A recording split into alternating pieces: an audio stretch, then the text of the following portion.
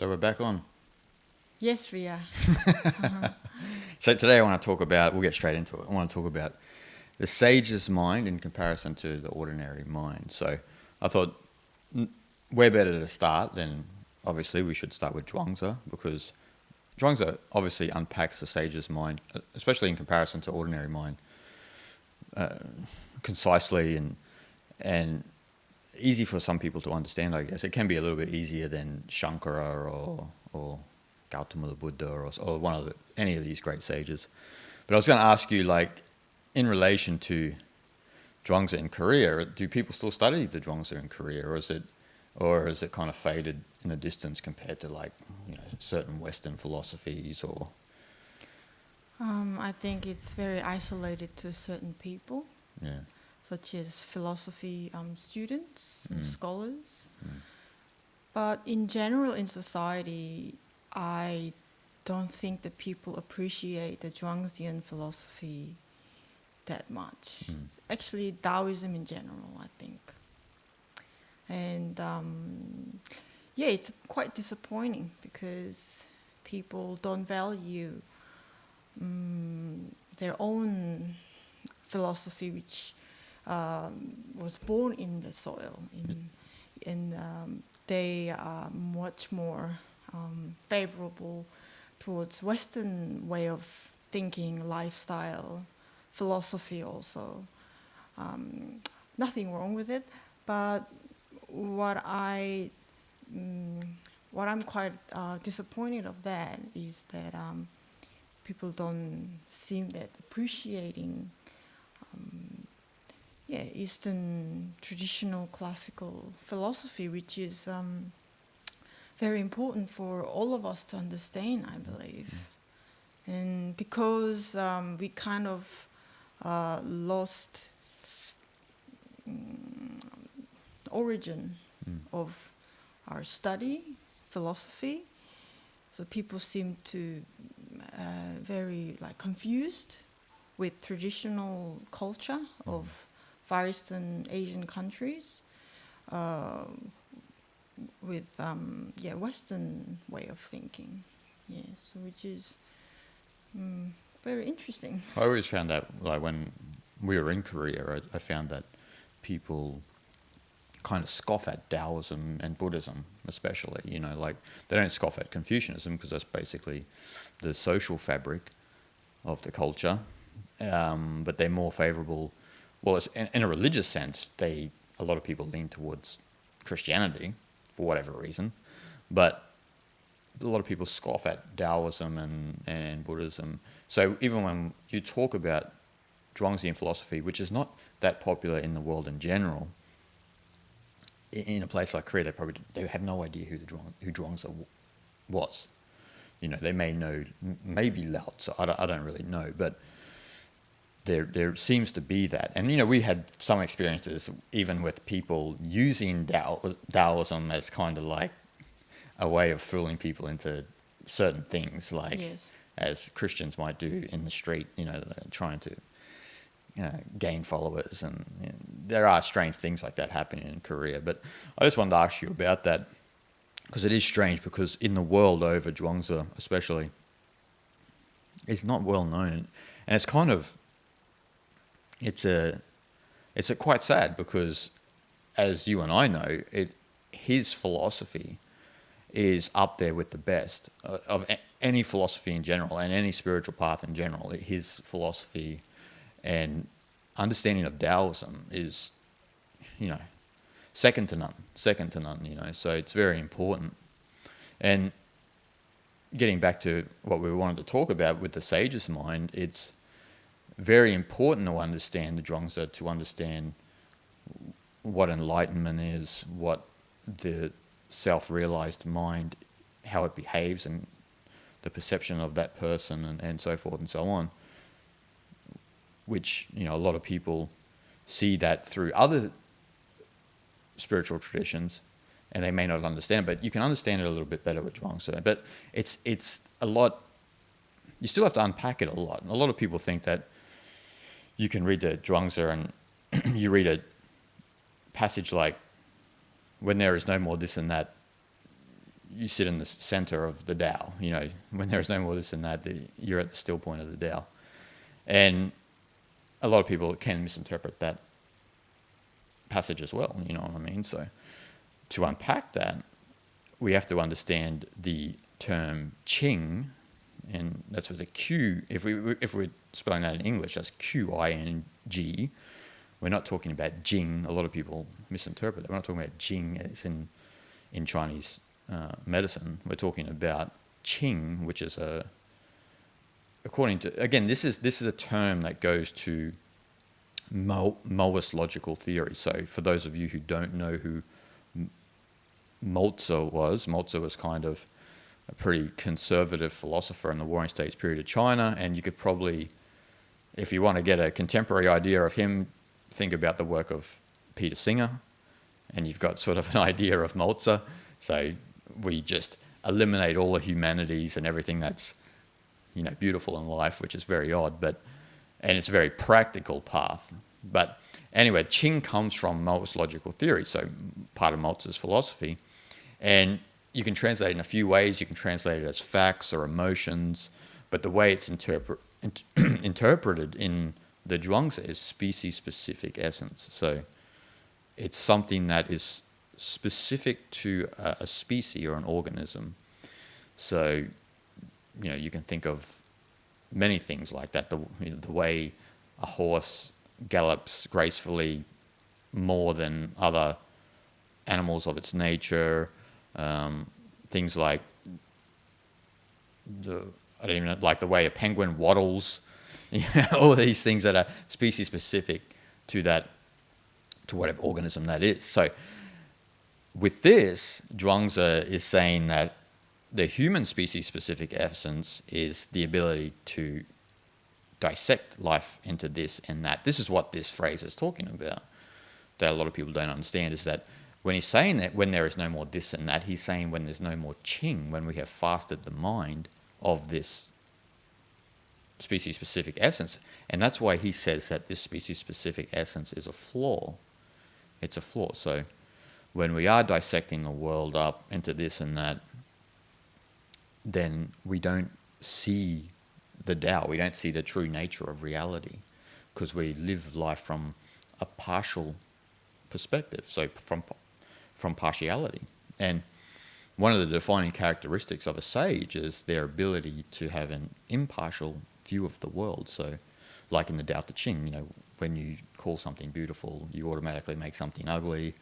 All of these opposites that we create in our mind, which are usually programmed from culture and society. Like, for example, like, you know, both cultures you and I are from, we have ideas of who is beautiful, ideas of wealth, and instantly when you make these concepts up in your mind, or you believe the society that's telling you these things that you're supposed to believe, then you automatically diminish everything else, you know. So Taoist philosophy especially is about not diminishing anything else. It's about understanding the interrelatedness and the connectedness of everything, and understanding that there is no high, there is no low, there is no superior or inferior. All of these things, you know, essentially are eliminated, but they usually are only eliminated in the mind of a sage, like from an impartial view, which we can all have. Yeah. You know, so the idea, especially in the Zhuangzi, is the fasting the mind passage, when Yanwei and Confucius are talking in the Zhuangzi. Confucius here being the mouthpiece for Zhuangzi. He usually criticizes Zhuangzi. Zhuangzi usually criticizes Confucius. But in this instance, he's using Confucius as the enlightened sage here, because Confucius was probably the most popular philosopher during the Warring States period. And Yanwei is the disciple, and Yanwei wants to transform the ruler in one of the Western states. And he had all of these elaborate ideas to transform the ruler, but it was all based on his own agenda and his own perspective of how life is and should be from his view, right? So Confucius is like, that's all, nah, you still got too many plans, you're still too clever, you've still got all of this and that, you need to fast the mind. And he asks us what fast the mind is, because he says, I fast all the time, I don't drink wine, I don't drink I don't eat a lot of heavy meats and all of these things. And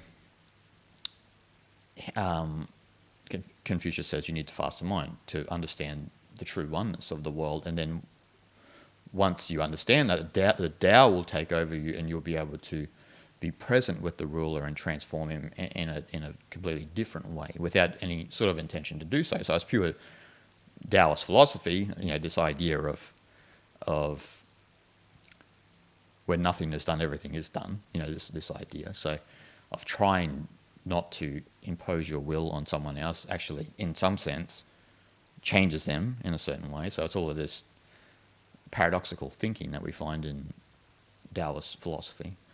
And so that's, the essence of that passage is in the Zhuangzi is about fasting that qing away, fasting that ability to dissect the world into this and that. You hear, especially in the modern day, you always hear, like, for example, Sadhguru always talking about it's the intellect that's the problem. The intellect, you are like cutting the world up into this and that.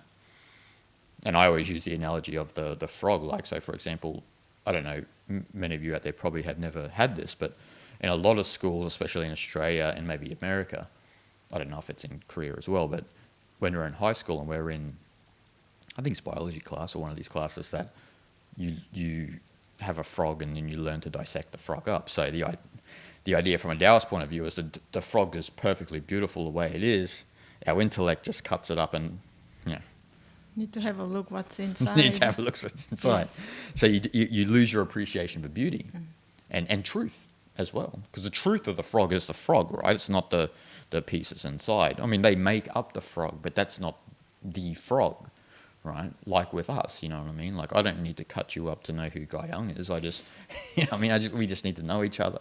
And I need to appreciate you for who you are, the natural beauty you are. So that's that sort of that's the point that Sadhguru is making. Like, we're sitting there with our intellect like a scalpel, and we're cutting the world up, and this is actually what causes all discord in the world.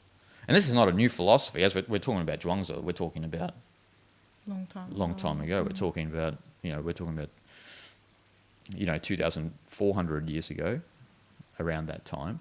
So a little bit after Lao Tzu and Confucius and Buddha and Pythagoras and all of these guys. But that's also an overarching philosophy that stems into Vedanta and well, it wasn't that Lao Tzu and Zhuangzi came up with this originally. If we look back further in Vedic philosophy, if we look back into the Upanishads and the Vedas and all of that, there is this, like, we're all familiar with neti, especially you and I being living in India a lot, but we see a lot of people, a lot of sadhus and yogis who misinterpret neti. The swamis usually don't, because they understand neti, because there's two ways to understand neti. Neti means not this, or not this, not that, if we translate in English from Sanskrit. But it can, a lot of sadhus and yogis who kind of renounce the world, they think it's about the physical renunciation, and that is true to a certain degree. There is a certain amount of physical renunciation, but the deeper philosophy of that is the mental renunciation of the intellect, and not this, like, meaning that not this and not that. Like, there is no. The partial view of reality is an incorrect view. That's the view of Maya. The Maya, the illusion of reality, is the measurement of reality. This root of Maya is murder, and murder means, if we look at other words, like it's the origin of like matrix and meter and all of these. Material, exactly, all of these words. So. That's what it is. That's the measurement. So neti basically means that stop the measurement of reality, stop this impartial view of reality, because you have that impartial view of reality, all you see is Maya. You live in illusion. And the only way to see Brahman, or to be in the still point of the Tao, as Zhuangzi would say, is to cleanse the mind of this this partiality that we have in our mind. Yeah, I just wanted to say that the reason why that Qing, that the ability to dissect the things with this and that, that can cause certain problem within our mind, meaning that once we dissect this or that, meaning that we like to identify and give it a certain definition of things. Therefore, we are able to make a distinction between this or that. Yeah. And that doesn't allow us to expand our, so to say, ideas or thinking. So we kind of locked our mind into the certain definition we already given, which is kind of stops our ability to explore different things, and it stops our creative mind. And we tend, unless we get introduced to some different way of thinking, we kind of get to stuck to that way of thinking. And that perpetuates the same cycle, like unless we willingly break it. Exactly. Yeah. And I think that people find it hard because we don't get out of the perpetual cycle of defining things. I'm this name, I'm this color of skin, and my nationality is this, therefore I'm this person. And even with others, any people or idea, the same thing. Like they just judge things according to their own way of thinking, and they stick to it. And whatever that's different from their idea, they become against it. And people repeat that again and again, so that our intellect becomes thicker and thicker, and in the end it's very hard to break. And that becomes prejudice, which often creates violence. Violence not in a physical way, mental violence. Yes. We give discrimination, we give a lot of hatred towards some people or a country or something, and that becomes a problem. Like, that's why this Zhuangzian philosophy is, I think, it's very, very important, very critical for us all to embrace it. That gives us an opportunity to break our mold of thinking and explore new ideas, new philosophies, which will allow us to think life completely different way, have a completely different perspective of life, and we will stop judging others in where we sit, and we will be able to see with much bigger vision. Yeah. Like what you said, that solidifies your ego, always dissecting the world from that conditionality that we've all went through of how to dissect the world. Like you were from Korea, right? So you were taught a certain way in how to dissect the world. Likewise, being an Australian, you were taught a certain way. This is how the world is, and this is how you should dissect it accordingly. They don't use those sorts of words, but that's what's happening, right, through the indoctrination process from birth. So when we begin to have our nature warped, this is what's happening. And so Taoism especially is a path of unraveling that warped nature and trying to get out of that habit of, like you said, cutting the world up according to our conditioning, which builds prejudice, builds all sorts of things that are unhealthy for yourself and also for everyone else. And we don't need more people like that in the world. We all know that. We have enough racist people, enough people who are gender biased and so forth and so on. And from both genders too, I'm saying here. And I'm not saying just one or the other. And so we don't need any more of that. We have too many people who are divisionists in the world, who believe in this partiality that they promote and live by, when the actual truth is impartial. You know, as they say in a lot of Eastern philosophies, you need to return to the childlike mind, and the childlike mind is the mind that's not partial. Because as we know, with all children, and we were children, everything is an open book for you. You know, it's all wonderful. It's all wonderful, and it still should be like that for us as adults. But we, like what you beautifully said, we solidify our ego and we live in this intellect, and we think that rationality itself is the be-all and end-all. And this whole promotion of rationality is actually killing us, because we're losing touch with our intuitive responses. We don't know how to speak from the heart. We don't know how to live from the heart. And we just live in our head 24 hours a day.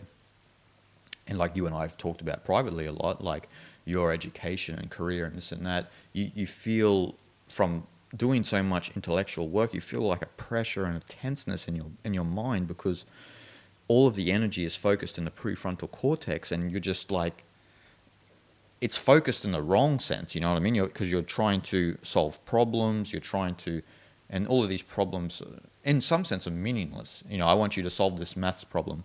Does it even matter, like, to the nature of reality? Like, really? Like, this maths problem? Because, like, a Taoist would argue, or Lao Tzu would argue especially, like, what matters is just admiring the beauty of a tree. Have you really looked at a leaf intensely? And these sorts of things, if you say this to someone, have you looked at a leaf intensely, they think, he's whoop-de-woo, you know what I mean? He's a bit crazy, like, because what's real is the maths problem. What's real is chemistry. What's real is politics. And from, like a great sage once said, I can't remember who said this, but they said, I don't want to hear your stuff. That's stuff. I want to know you. Don't come here with Jason, the Australian, who sees the world like this, or is politically bent like this. That's your stuff. That's like the baggage you're carrying around that's weighing you down. I'm here to liberate you from that conditionality, so you can see the world purely, you know. And we all suffer, like, you know, as you and I know from doing this for a long time, and we guide groups and that through tours and this and that. A lot of people always say that there is a struggle in their life because they see the world like that, but the world is not geared like that. The social world is, the socio-economic world, I should say. You know, it might be geared like that when you go to a monastery and, you know, or you're a part of a sangha or something like this, but it's not geared like that when you're working 9 to 5 in New York City, you know. It's just not geared like that. If you're not a go-getter, then you will get going, because you don't belong in that certain place, you know. As you and I know, when most people start thinking like that, and also, like you mentioned about education in Far Eastern Asian countries, what that breeds is that people who are very intelligent, rational and very logical, very clever people, but at the same time they are emotionally unavailable. They don't know how to control their emotions, such as anger, depression, sadness, fear, etc. Like people lose control of their own emotion. Therefore, people have a lot of argument with close friends or families, or partners, and with their own children. And we hear those stories so much, and suicide rate is going through the roof. Yes, and that's to show how emotionally we are unhealthy. And being intellectually educated and smart is important, but if that is at a level where it kills us, I think we need to question it. Is it really healthy? Is it really helping us? Of course, we need science. We need critical thinking, rational thinking, but not at a level where we are at the moment. Well, it's more of an overemphasis, isn't it? Yes. That overemphasis on rationality is the problem. Like what you said, it's not really science or intellect or rationality is the problem. Obviously, we have a rational aspect of us. The brain is not made like that just for fun. You don't have a prefrontal cortex just as an accessory. It's there for a reason. The problem is the overcompensation for it. So our whole education system is on trying to enhance that aspect of ourselves, but in doing so, we diminish our emotional aspects of ourselves. And intrinsically, we are an emotional animal. That's what we are. That's why we love. That's why, we can hate. We have all of these emotions. There are unhealthy emotions and there are healthy emotions. There's no doubt about it. But what we see, as you said, what happens in Korea, but it happens all around the world. When you're a highly intellectual human being, you often have an unhealthy emotional center. You don't know how to communicate properly with people. You don't know how to empathize with people because you see the world like a computer sees the world. You're cutting the world up to make sense to yourself. And often with intellectual and rational people is emotions conflict with their way of seeing the world. We always see the movies, right? A movie's coming to mind, but I can't remember what it was. And he was a highly rational guy, and he's like, "What is this? Tears?" Like, because he became emotional, like, about something. It was something that touched his heart, and I can't remember what movie it was. I don't know if maybe it was Seinfeld or something. Who knows? But that's kind of a depiction of how people are these days. We don't empathize with each other cleanly because we're often thinking about the world according to how we see the world. It's completely partial, and education promotes this.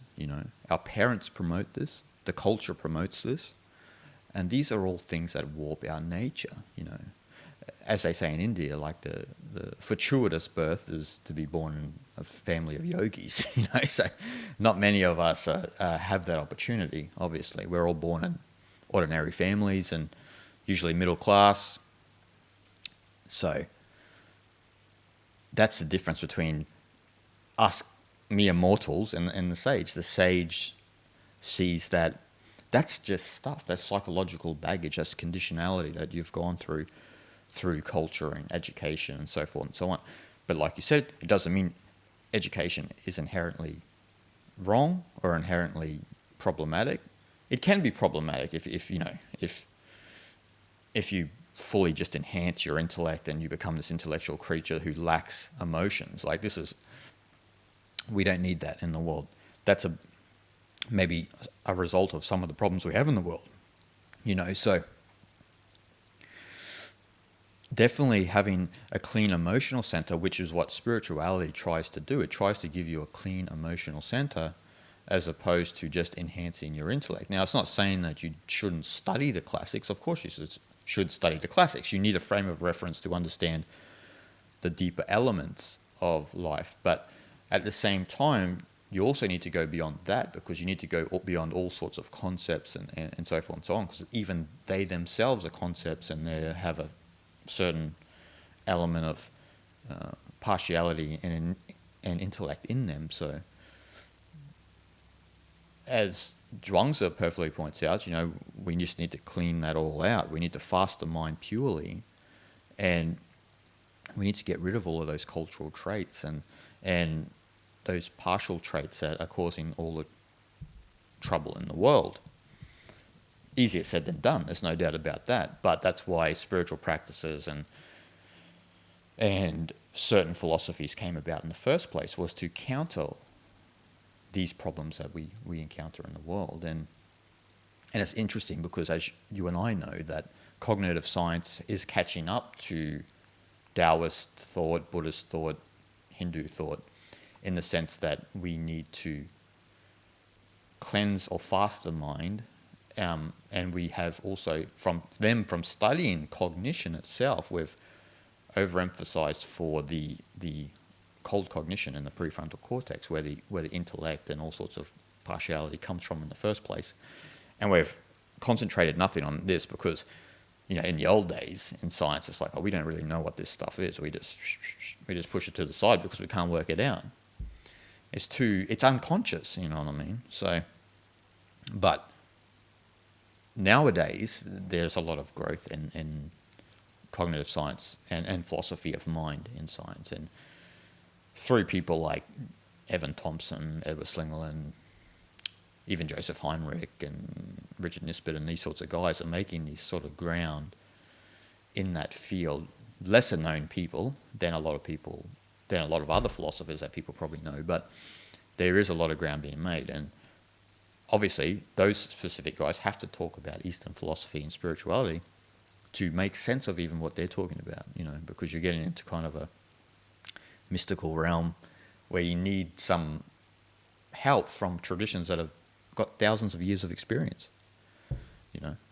Yeah, they work with a lot of Tibetan monks and expert long-term meditators, and they do a certain experiment with them, and they would report their experiences they had while meditating. Yes. So now it's very good sign. Now they are taking all these things in consideration, whereas let's say like 50 years ago, people wouldn't believe unless it's all proved by facts and figures and analysis and etc. But now these great scholars come out and take into deep consideration of experienced knowledge through these meditators and monks, which is I think it's very important because that field hasn't been explored much at all, really. And that's what the Mind Life Institute is, right? In Dharamsala with Dalai Lama. Yeah, that's right. Evan Thompson. Yeah, those Western scholars are working with Dalai Lama and his disciples, many other Tibetan monks. Yes, which is great. I mean, he said he's been doing for like over 20 years actually. Yeah. It's been around for a while. I think maybe 80s or I don't know, 80s or 90s. I can't remember. 80s, I think around maybe they began at around 80s, something like that. Yeah. They get together once a year, right? The Mind Life Institute gets together in Dharamsala. Yes. So, that's amazing. Like, and it's well, again, that goes to, especially when you look at Dalai Lama's tradition, which is Tibetan Buddhism, which is connected to Mahayana Buddhism, which is a part of Mahayana Buddhism, which goes back to Nalanda University in Bihar in India. So, the oldest university in the world, where maybe not the first studies of consciousness studies, but on a wider scale of study of consciousness and how the mind operates and this and that. It goes all the way back then. That's why the Dalai Lama said last year, a lot of people didn't take this too well, but he said psychology is at a kindergarten level compared to where we're at. Maybe he's getting older and he's just getting more straight to the point. Who knows? But in some sense, you can sympathise with that, because as what Evan Thompson talks about and Waking Dreaming Being is that any other like system or model from a Western science perspective that you look at that's thousands of years old, we hold in high praise. But when you talk about Buddhism, then they get a little bit nervous because they think, well, is this a religion, or like, can we praise and validate this system because we don't want to associate with religion at all. And as you know, when you dissect religions, Buddhism is more of a mind science, and I would say Vedanta is a mind science, Taoism a mind science. They're not really religions. I think that the common perspective of religion is more devotional, and it's not to say that people aren't devoted to the Buddha, but it's in a different way. It's more of a respect that a being lived like that in the world, came into existence and showed humanity the path of peace, and how to understand ourselves. So, just getting away from the point, but yeah, so it is interesting that they don't credit Buddhism as much as they might credit some other system. Maybe they might credit Greek philosophy or Plato with certain perspectives, but when you get into Buddhism and you get into Eastern Asian thought, then they get a little bit nervous about, I don't know if we should, because we don't want to also be seen to sympathize with those traditions. But the Mind Life Science Institute is kind of like the bridging of that gap. It's where science is taking seriously what Buddhism is talking about, and they're trying to make a relationship with the Dalai Lama. They should actually be making relationships with more people than the Dalai Lama. They should be reaching out to Swami Sarvapriyananda. They should be reaching out to maybe Sadhguru, people like this, and even other Tibetan Lamas in Nepal and places like this, or in northern India, and even in Thailand. They should be reaching out to people in the Theravada forest tradition, which we are familiar with, you and I. So they should be reaching out to these people as well. It shouldn't be isolated just to the Dalai Lama. There's so much more than that out there, you know what I mean? Absolutely. Dalai Lama speaks for one aspect of Buddhism. He doesn't speak for Buddhism in its totality. That's what I think a lot of Westerners think, that he's the leader of Buddhism. He's not. He's the leader of a certain branch of Buddhism. And he has a deep respect for Theravada Buddhism and early Buddhism, because there is no Tibetan Buddhism without Theravada Buddhism. That's right. If Buddhism if Buddhism never came about in northern India and went to, Sri Lanka, Southeast Asia, Tibet, there's no Tibetan Buddhism. So it starts with Theravada. So, and that, yeah, so it is really some monumental ground has been made in. And when you and I talk about science, for everyone listening, we're talking mainly about cognitive science and philosophy of mind. We're not really talking about material science No. And that raises a good point, because as you know from reading Waking, Dreaming, Being, there was always when we getting back to the sage's mind, there was the problem always in science whether they want to go wholeheartedly and believe Buddhism, Vedanta, and Taoism in the idea that pure consciousness is not related to the body.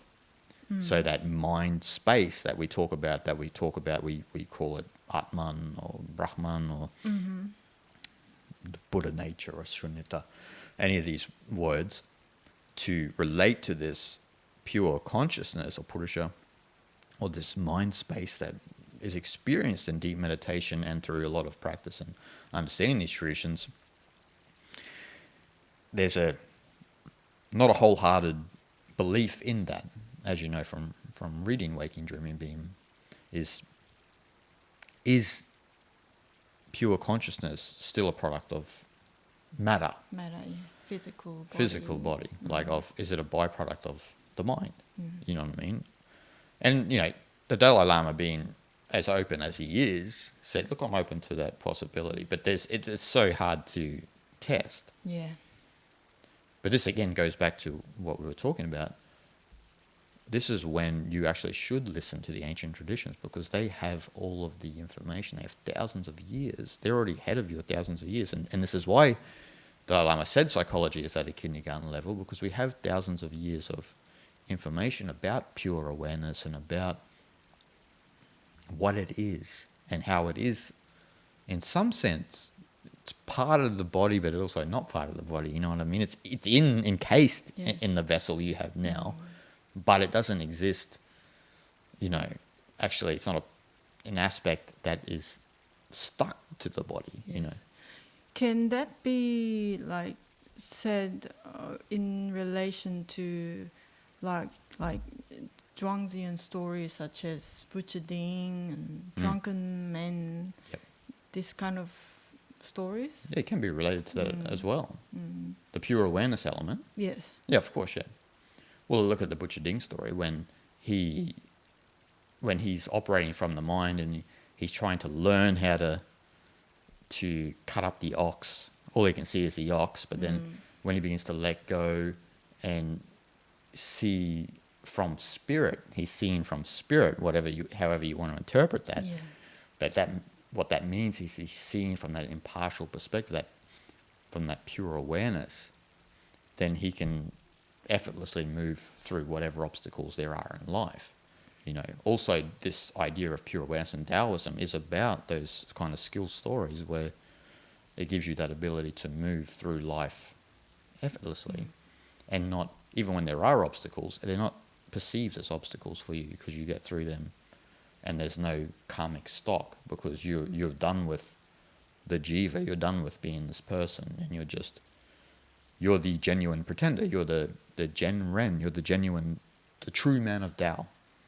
You're that, or the true woman of Tao, the true person of Tao, I should say. There's no gender in the Tao Te Ching.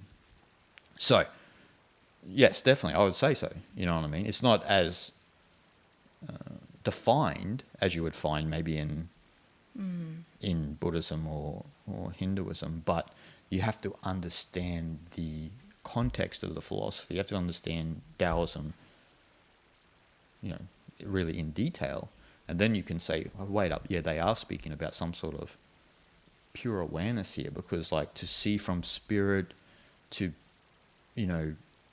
not be bothered by anything, to have an impartial view of the world is a pure awareness itself. Do you know what I mean? It's when you fully live in that state of mind. Yes.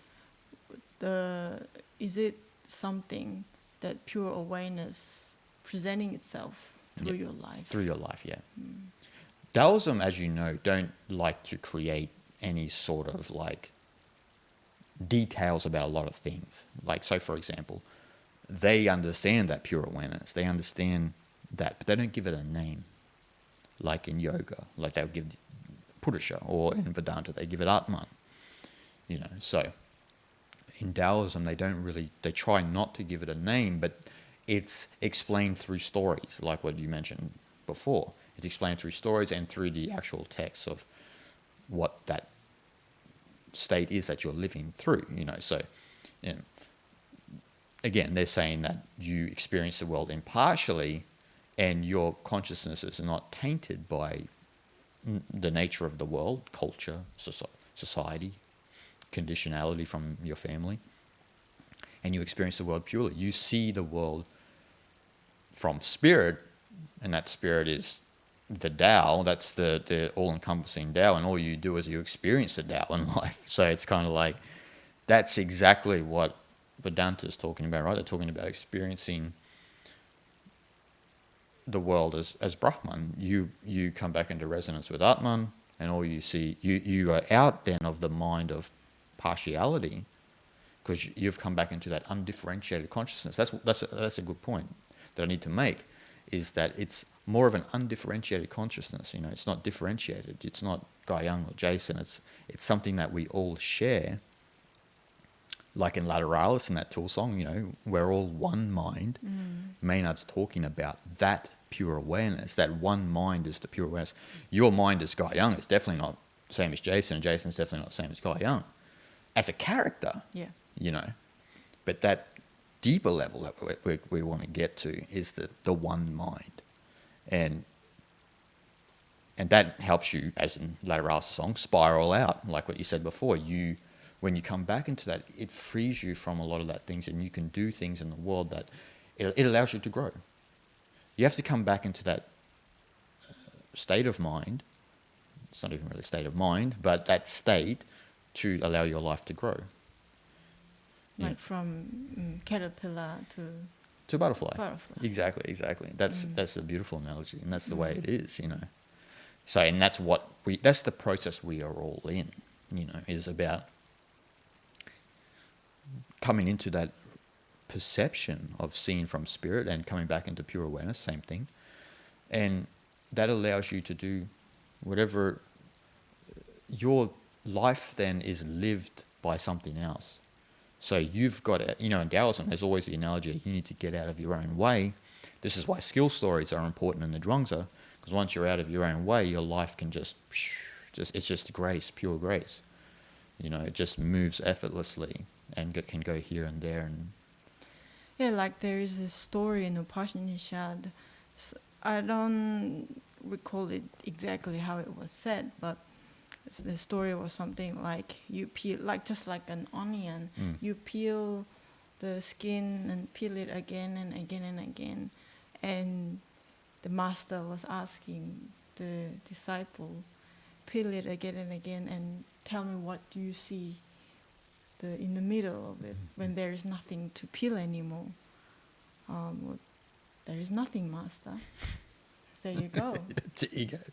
Yeah. And that's the place where we all want to be. We continuously peel our layers of conditioning until we become able to see the world as it truly is, and to be able to see ourselves as we truly are. Then we can only see the world as the purest form, purest state. Yes. Yeah. How it actually truly is. Yeah. You know, we're seeing it according to our intellect, according to our conditionality. Hubert Benoit in The Supreme Doctrine, Zen, The Supreme Doctrine, talks about that and explained it really well about how the world is just nirvana. It's just nirvana, and the problem is that we've been taught that it's something else, and the process of Zen is trying to get back that state of nirvana that's naturally yours, which is always ever present here. But the reason it feels like a process in time is because that's how we've been conditioned. Yeah. And so that's why some spiritual practices came about, because we need some sort of maybe methods and a path to follow to realize that, because that's how we've been intellectually taught, you know. It's very unusual for someone to just come into the world and be in samadhi straight off the bat. You know what I mean? So usually we need time to marinate in that and to, like you said, come back into resonance with that nothingness. So you continue to peel that onion away, and then the more you peel, you realize there's nothing here. And a lot of people, this comes purely from Western philosophy, think that sort of idea in the Upanishads and in Buddhism and that is nihilistic. But it's not nihilistic, because you're not saying that nothing exists. They're saying that the nature of the mind is not like a characteristic. It's not a quality. It's qualityless. But an extreme joy is experienced from that place. And only cognitive science consider this. A lot of other sciences and Western philosophies don't consider this, is that they just say, we don't want to get to that stage. We don't want to, be like the Zen Buddhists or the Advaita Vedantins. We want to go crazy and like just keep peeling that onion away, because where will I be? And their argument is, where are you now? You know what I mean? Do you really exist? Because that, beneath that reality, is what really exists, and which is animating your life as you in this moment, you know. And it's not that your personality disappears. Like, this is also a misunderstanding of people who have never practiced and have never come into resonance with that pure state. So, yeah, people often think that they're just gonna become this such silent person and change the personality and become completely different person in society. No. That's not how it works. You do see some people, like you might see a sadhu or a Shaiva sadhu, who is just completely shanti in Varanasi or in the Himalayas or at the foot of Arunachala, and they have gone down that path of complete negation of the self and even of the body, but you just look in their eyes and that pure samadhi, you know what I mean? So pure bliss. Then look, anyone can follow. You can do that too. Anyone can do that as well. But it doesn't. But in most cases, you don't actually have to go to that extreme. You can, as with the Buddha, you can follow the middle path, no extremes, and take care of your mind and your physical well-being, and just come back into resonance with that state of nothingness, or Atman, or whatever you want to call it. These different terms are talking about the same mind space, this is what a lot of Hindus and Buddhists don't understand. They're talking about the same element within us, that same pure awareness, but it's explained through a different perspective of the world. So like with yoga, it's a dualistic perspective of the world. So Purusha is explained like that through a dualistic perspective. Atman, being substance-based, is explained from a substance perspective, and Shunyata is explained as from a modal perspective. So there's these different perspectives, but they're talking about the same thing. Yeah, so all within all of those traditions, they're speaking about the same. We'll use David Loy's terminology, the mind space. That Taoism, they don't give it a name. They're very, very cautious about turning things into concepts and things that can, intrigue your intellect to look into certain other things. They don't want that. Buddhism and Hinduism have a different slant. Neither is better than the other. They're just different views of how you should understand that element that we all share, you and I and everyone watching and everyone who's not watching. Anyone through the universe is all connected to that element. And the sage's mind is just the ability to live from that place. And that differs from us mere mortals, because we get drawn into the daily dramas of life and we get overwhelmed with the obstacles we have to face a lot of the time, and they don't. That's why people, when they are around a master, they feel great joy and this and that, and then when they leave the master, they feel like crap, because that master lives from that place. Look at Ramana, right? Ramana is a perfect example. When everyone back in the day, when he was alive, everyone felt a great joy. And you read this from all of the transcriptions of his talks and that with his disciples, that they would go back to Bangalore or something like that, and they'd come back to Tiru, and they were like, Master Bhagavan, I can't be away from you too far. And he's like, get out of here, you know what I mean? He's not saying get out of here, but he's saying you have to find that in just your ordinary life. Sure, he is living a Shanti life. He's living just on the foot of Arunachala in his own ashram, or before that no ashram, just in the nature. And that was what his life was dedicated to. Not everyone can be Sri Ramana Maharishi, can they? So his teaching to them was that you also need to let go of the master too, because I'm just another vessel, as you're another vessel, that all have the same potentiality within it. But what we do in our world is kind of strange. In our world, we have this tendency to put things on a pedestal and make things more than what they are. You see this with Hollywood and with fame and stuff like this. But we all have the same potentiality, especially within this field, within spirituality. We're talking about the actual essence of life here. We're talking about that pure awareness that the sage has access to 24 hours a day, and we don't. But we can. But it's just a matter of reorienting our focus to what is true,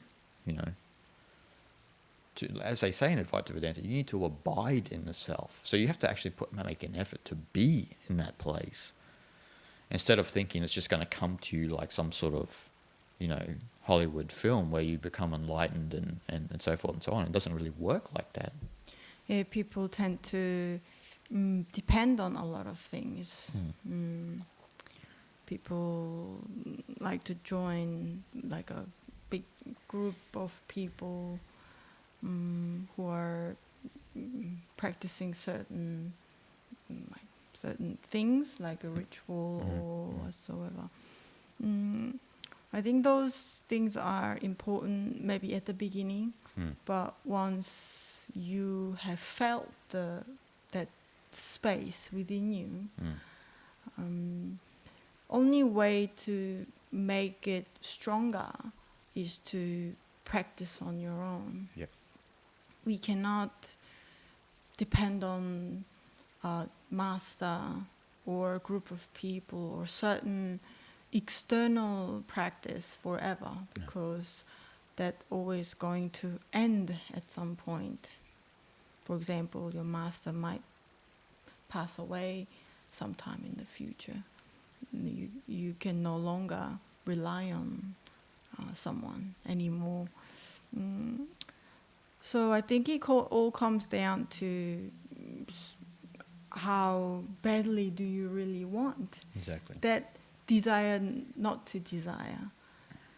How much do you want really? Or do you really just like hang around people in that so-called spiritual circle because it makes you feel better, and that helps you to forget about what's happening outside of that in your ordinary life? Then it becomes just how we like to get drunk, really. You just want to forget about everything, just get drunk and drink, and a lot of people end up depending on it, which is not very healthy and beneficial for your own self. No.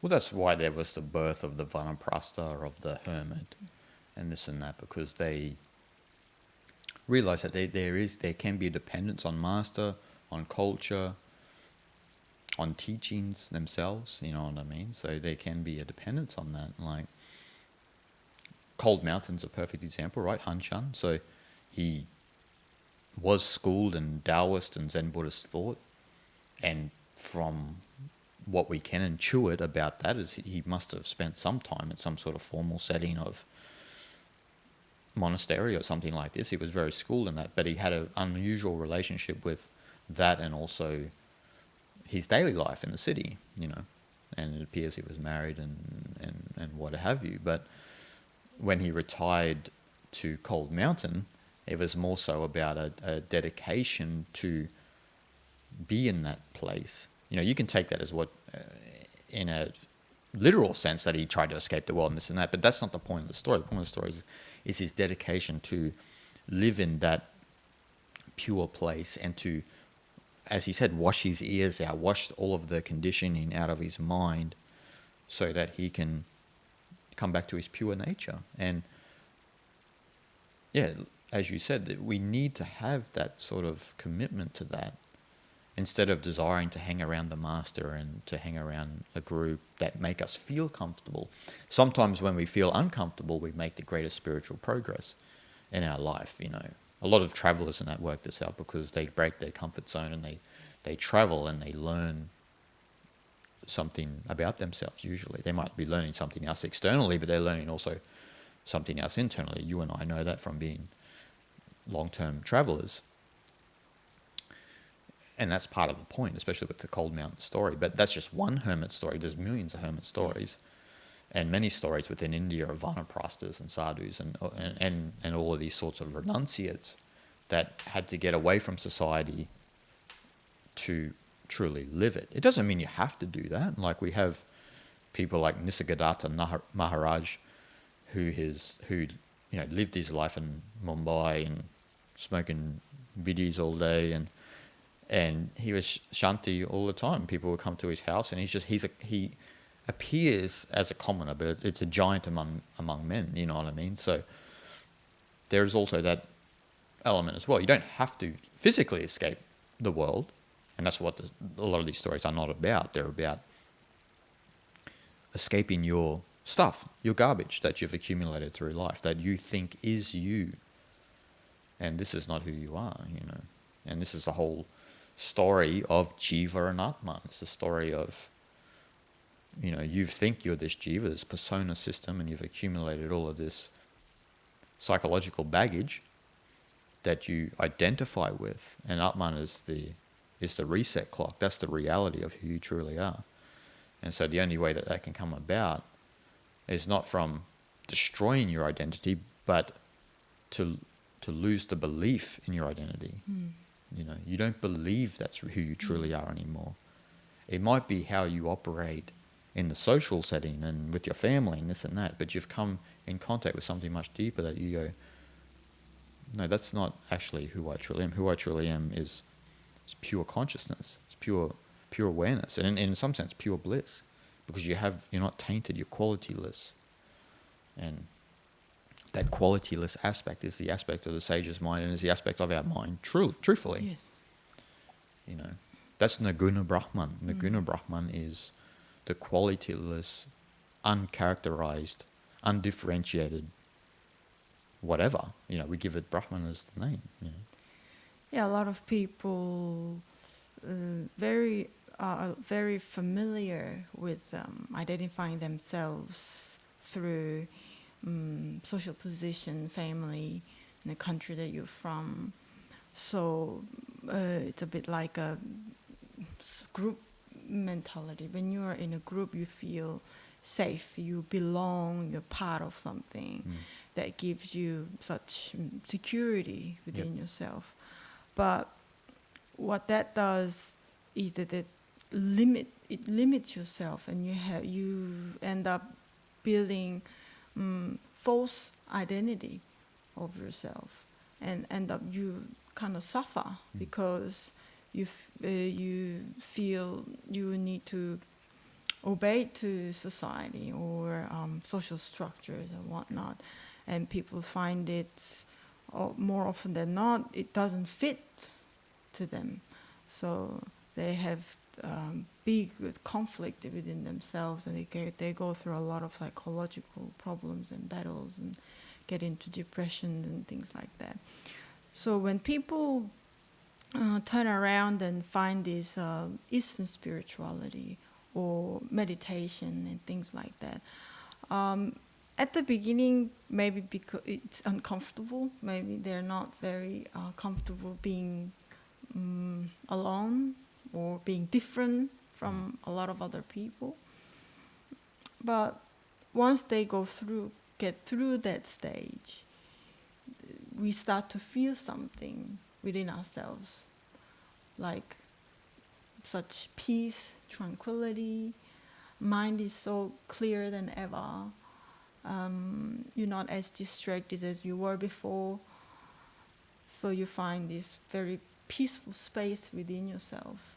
And yeah, like we were talking about commitment, if we were to be very committed to continue to practice, to be in that space, then that becomes our norm, right? And no longer afraid of saying no to what everyone else agrees. For example, you are completely okay with your own mind or opinion or whatever. Like you are comfortable to stand to your own feet. Yep. So, yeah, that's the kind of process that we all need to go through. But once we go through those process, we find such happiness within ourselves. Happiness not as in like party and like happy, that not that kind of thing. Happy is just the little like a smile on your face and just pure contentment. Unassociated happiness. Yes. You don't unconditional. You don't need something else. Yes. Yes. You're completely happy with who you are, and that state of mind is where we all should strive to be at. Well, the group mind or the group think or the cultural system is often an illusion. It doesn't really exist.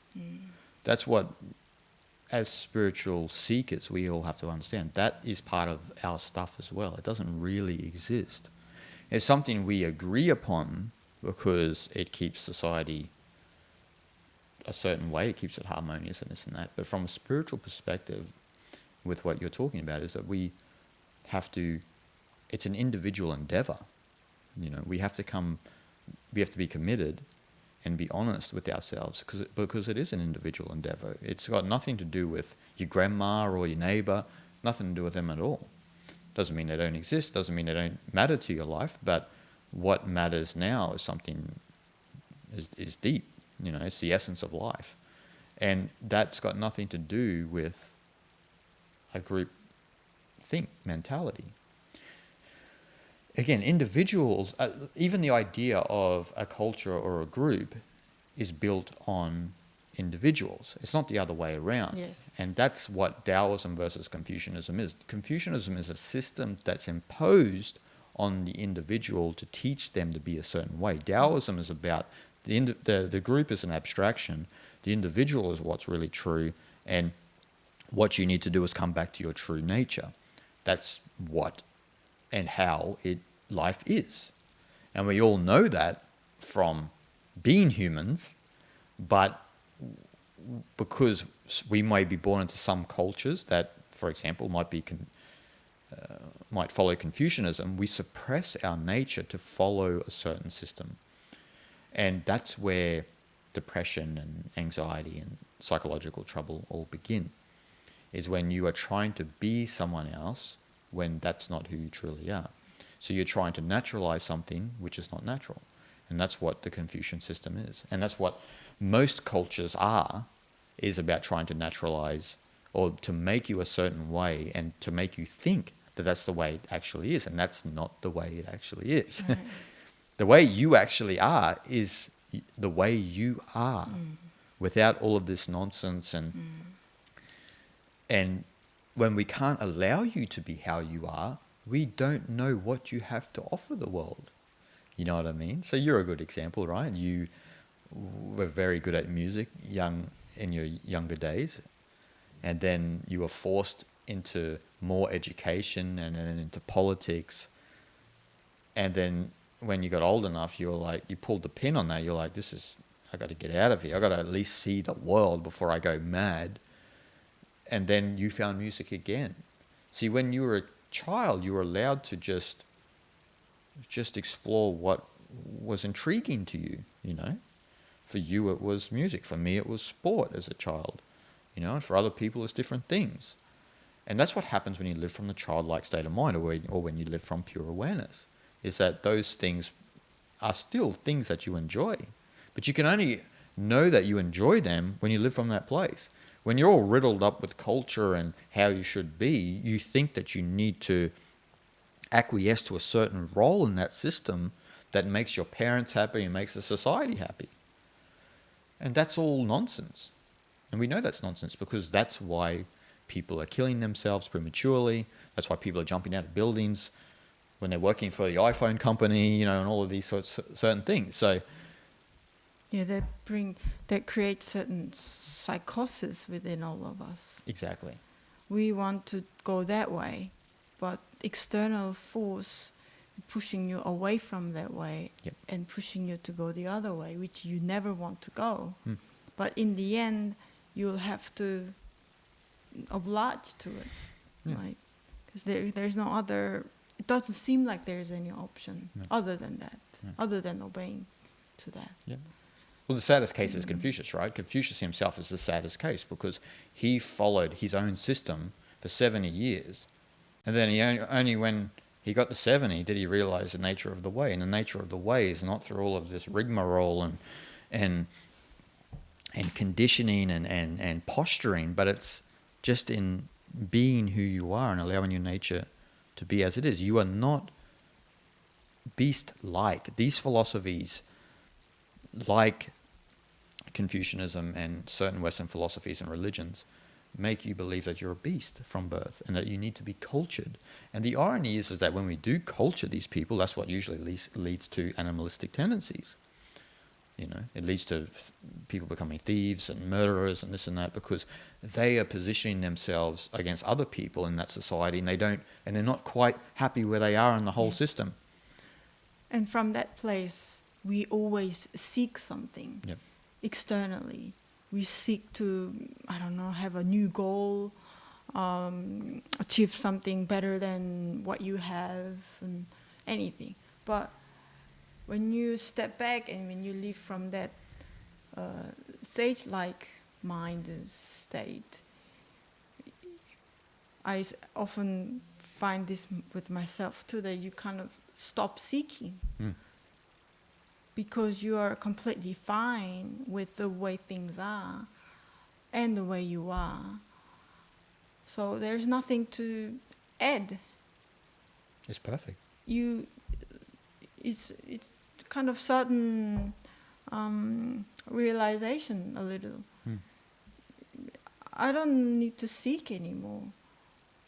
Or you just naturally stop seeking something externally. That's like the Tao Te Ching, right? Do you know the contentment of contentment? It's okay to say you're content, right? I'm content.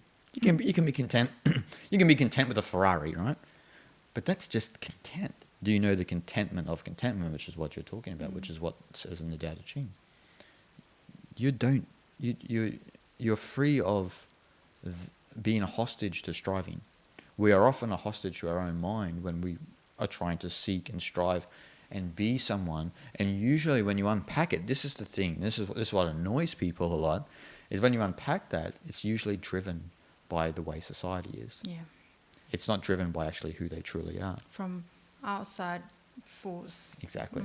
Exactly, from outside force. And so you're trying to live up to other people's expectations. Yeah. And this is heart of the psychopathy in the world, is that we are trying to fulfill a certain role that is not even our role. We don't have roles. That's so sad. That's so sad, yeah.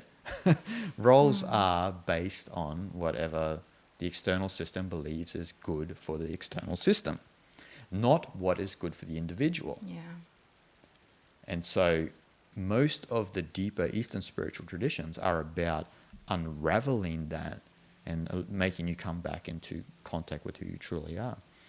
And some do it in a more confrontational manner than others, but it has to be that way. Like, for example, Taoism, you could look at that when it critiques Confucianism, that it is probably harsh on Confucianism, but it is harsh on Confucianism because of what we're talking about. The heart of the psychopathy leads to people being unnatural, and our nature is fundamentally good, as Lao Tzu, Mencius, Shankara, Gautama the Buddha, all of these great sages had been telling us for thousands of years. We are fundamentally good, but we build these systems that make us believe that we're not fundamentally good, and make us believe that we're beast-like. Gaiyang, you need to be cultured, you need to follow the odes of Confucianism, you need to follow it to its nth degree. And then even when you're a child and you start reading the odes, you have this skeptical mindset about it, like, what? I got to sleep a certain way? I have to sit a certain way when I eat? Like, this seems very strange. It's a philosophy based on distrust. It's very unnatural. It feels very unnatural and somewhat contradicts itself. That we are born as a beast, so that we have to be domesticated. Yeah. It's strange, isn't it? Yeah. It's really strange.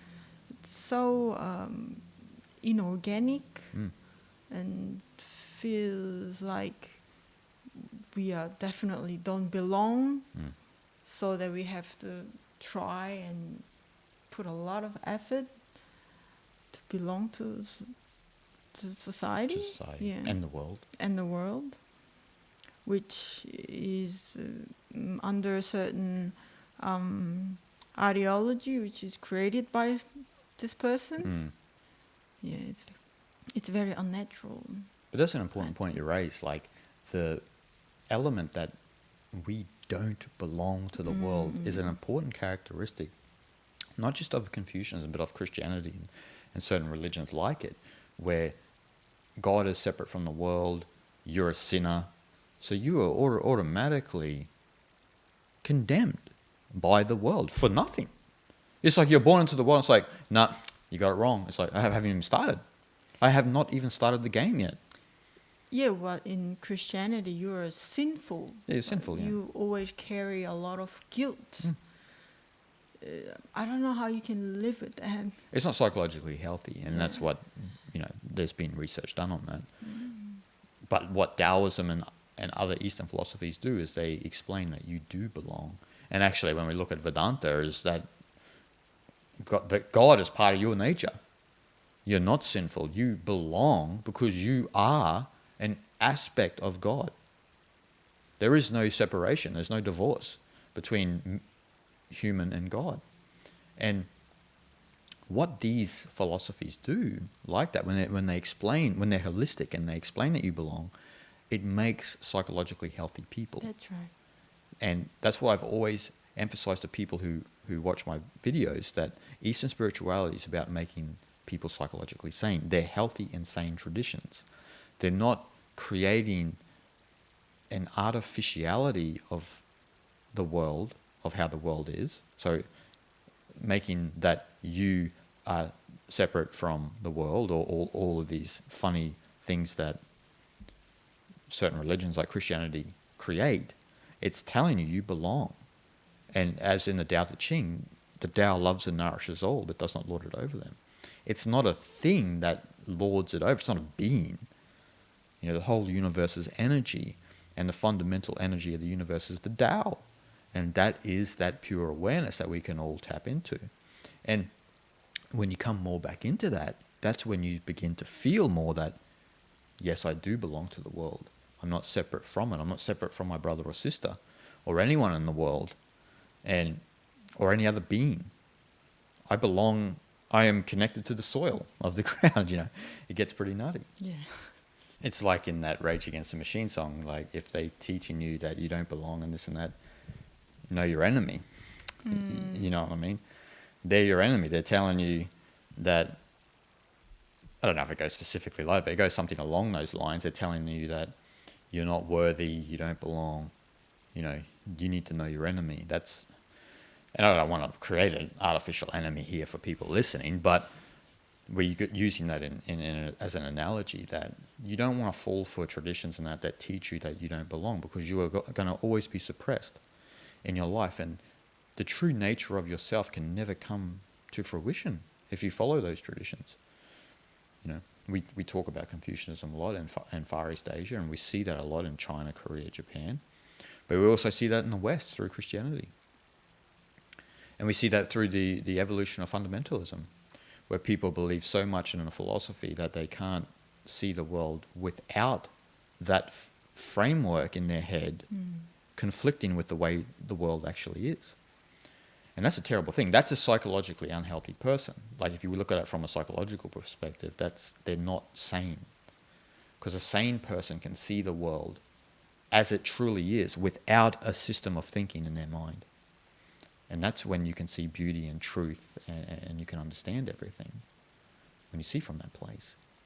But if you see from a system of following the Confucian way, then you're not going to see the world as it truly is, and you're going to judge people how they should be, and you're going to think that you have a role, and this is all nonsense. This is not what the genuine person is. The genren, as they explain in Zhuangzi, or the gen, as the genuineness, as they explain in the Tao Te Ching.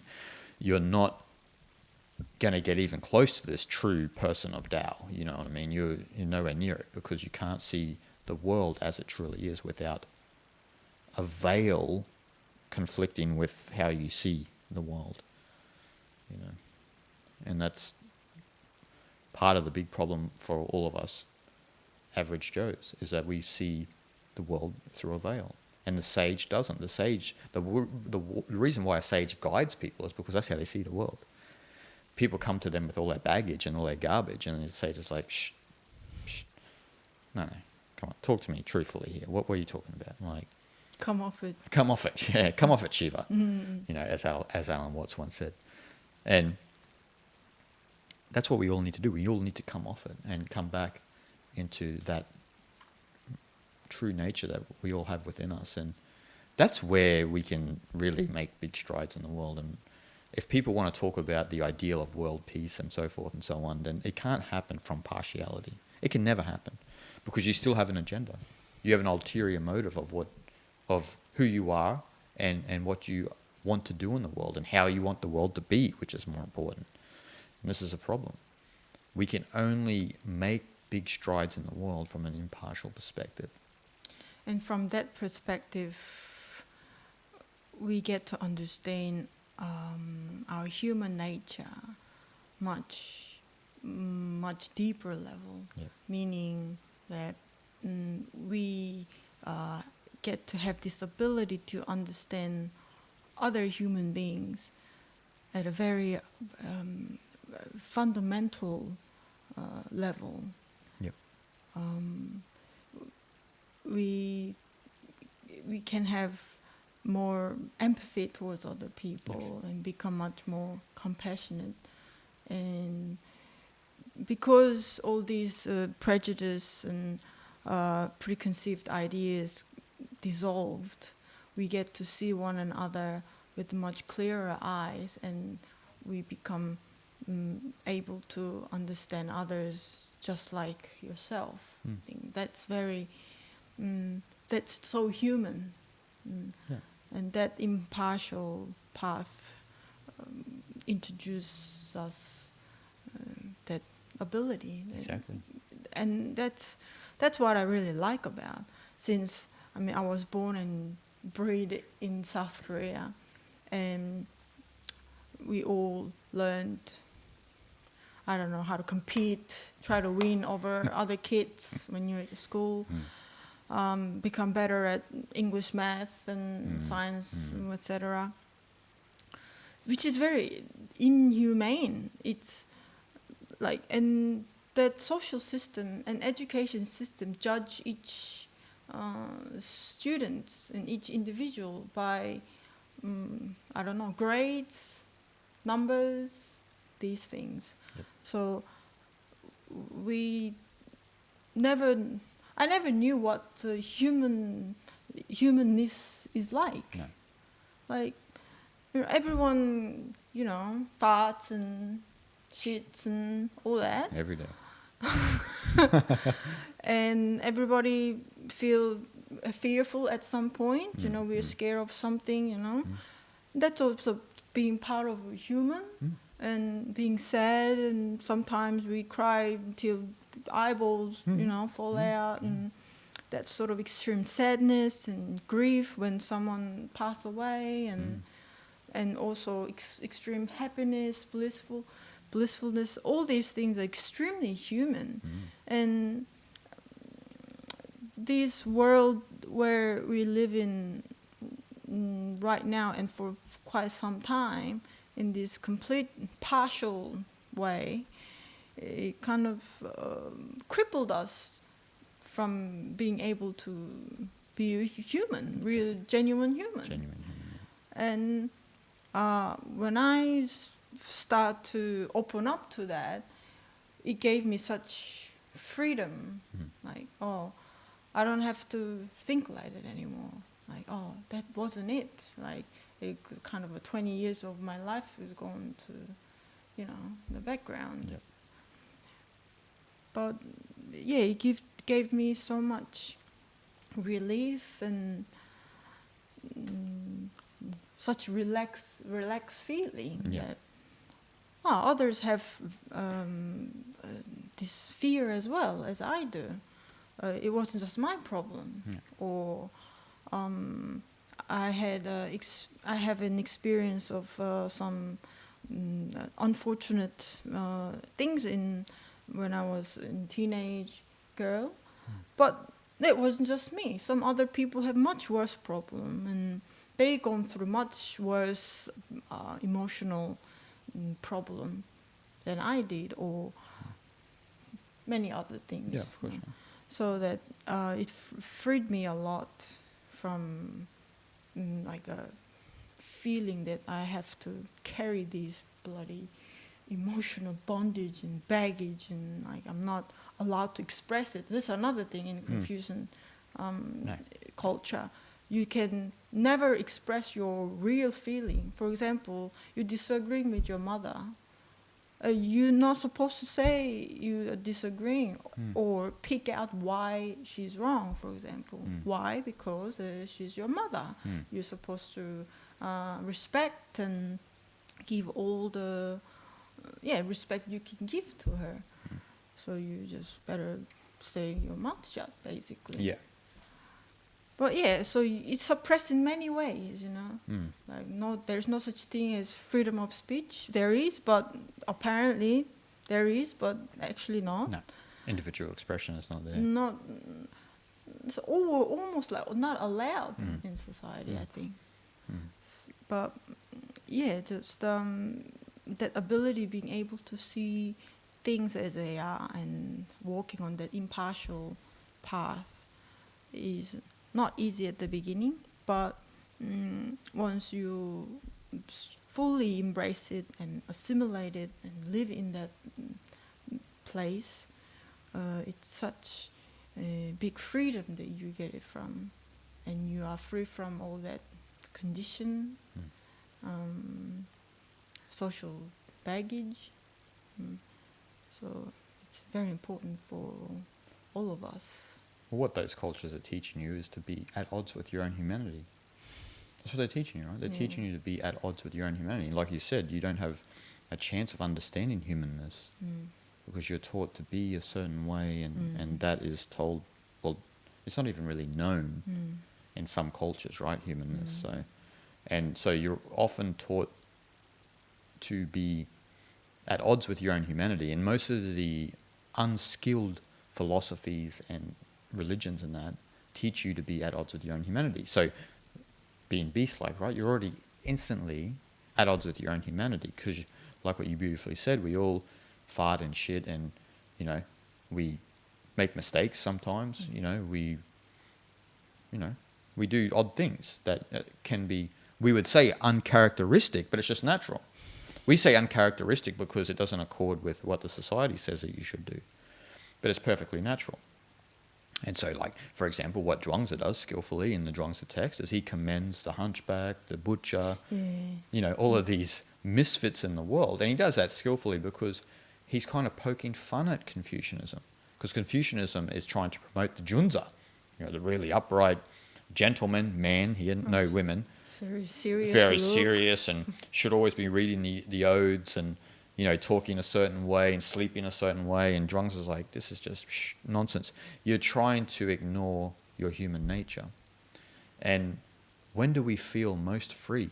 We're all human beings, everyone listening and everyone in the world. We feel most free when we are allowed just to be human. When we don't have to follow an external system that says you should be this and you should be that. We feel most human and most free when we don't have to do that.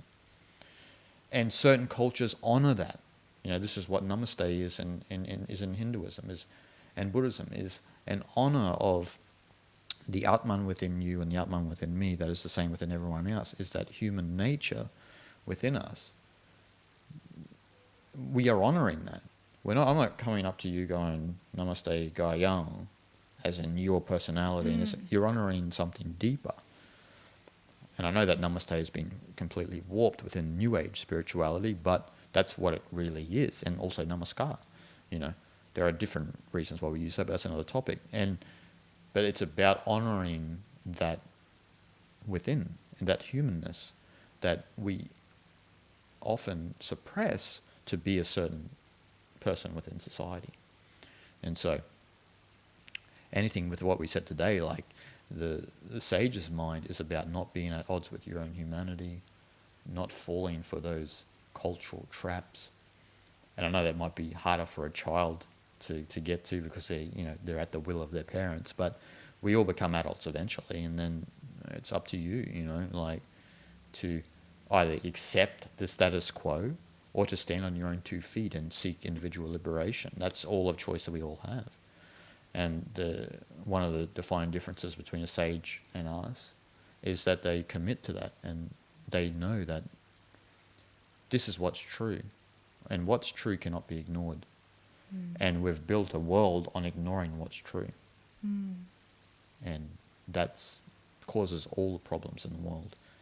And what's true is your human nature, and all of our human natures. And when we say human nature here, we're meaning that impartial perspective, that pure awareness, and the ability to just follow the Tao, follow life, and seeing where the way takes you, as opposed to where culture takes you, or society takes you, or your parents take you. Yeah. That's the defining difference. So I think we pretty much unpacked all of that. Yeah, I think. Flipped it, dissected it, smacked it on the bottom. Do you think we got there? Yeah, maybe. Who knows? Anyway, hope you guys all enjoyed.